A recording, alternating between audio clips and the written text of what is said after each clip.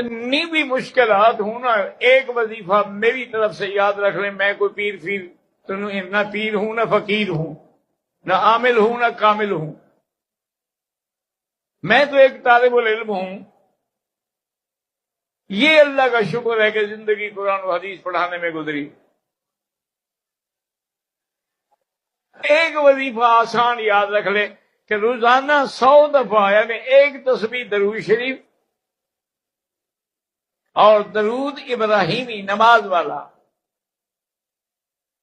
اور ایک تسبیح جو ہے وہ استغفار، یہ پڑھ لیا کریں۔ انشاءاللہ زندگی میں کوئی تنگی نہیں آئے گی، کوئی پریشانی نہیں آئے گی۔ اللہ ہمیں ہر پریشانی سے بچائے۔ میں مٹی میں بھی ہاتھ ڈالتا تھا، وہ بھی سونا ہو جاتی تھی۔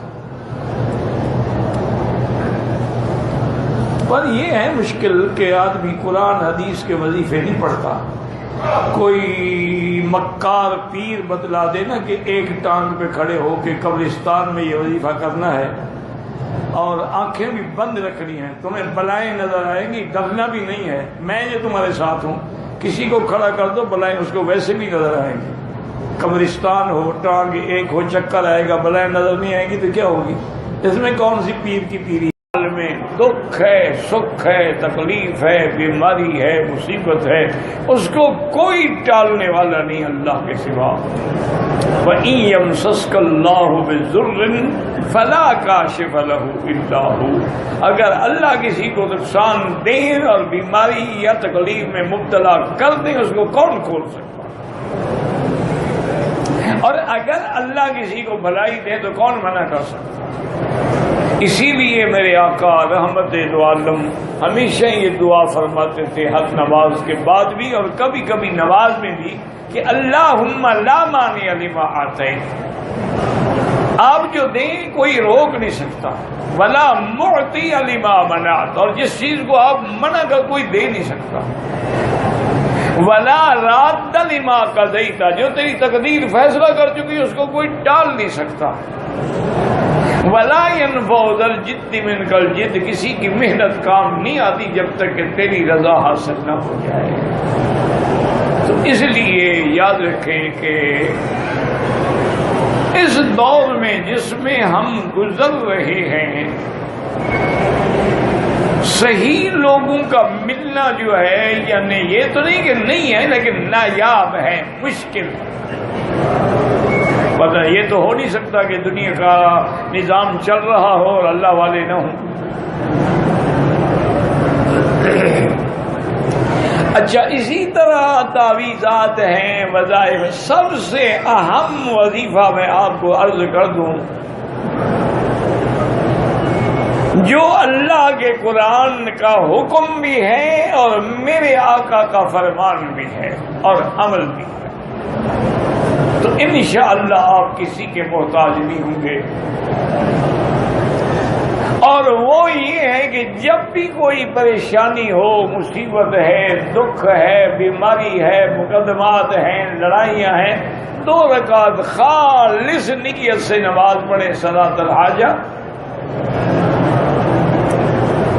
اور یہی اللہ کا حکم ہے کہ وَاسْتَعِینُوا بِالصَّبْرِ وَالصَّلَاةِ، مصیبت آئے صبر کرو اور نماز پڑھو۔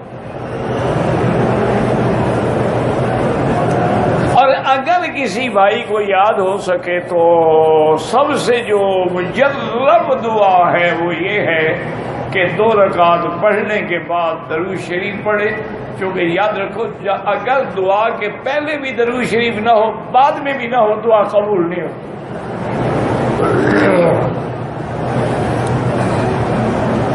درود شریف پڑھنے کے بعد اللہ کی حمد و ثنا بیان کریں۔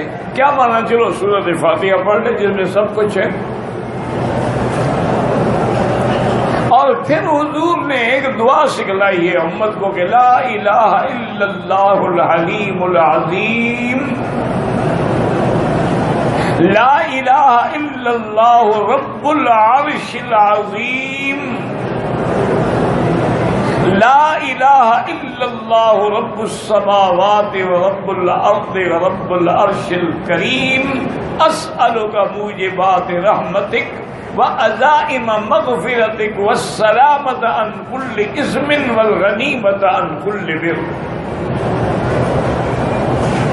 اور اگر یہ یاد نہ ہو تب بھی کوئی بات نہیں، کسی بھی زبان میں اللہ کو 2 رکعت پڑھنے کے بعد خالص اللہ کو پکارے. اور یہی میرے مدنی سرکار کا عمل تھا کہ اذا حضبہ امر، جب حضور کو کوئی مشکل پیش آتی، بادر الی الصلاۃ، فوراً آپ نماز شروع کر. اسی طرح صلاۃ الاستسقاء ہے، بارش نہیں ہوئی نماز. اسی طرح انسان گناہوں میں مبتلا ہو گیا ہے تو توبہ کرنا چاہتا ہے، 2 رکعت نماز پڑھ کے توبہ کرے. تو آپ کی انشاءاللہ ثم انشاءاللہ، جو چونکہ میرا ایمان ہے ایک طالب العلم کی حیثیت سے کہ لاکھ پیر ہو، ولی ہو، کتنے درجے کا کیوں نہ ہو، اس کا فرمان میرے مدنی کے فرمان کا مقابلہ نہیں کر سکتا.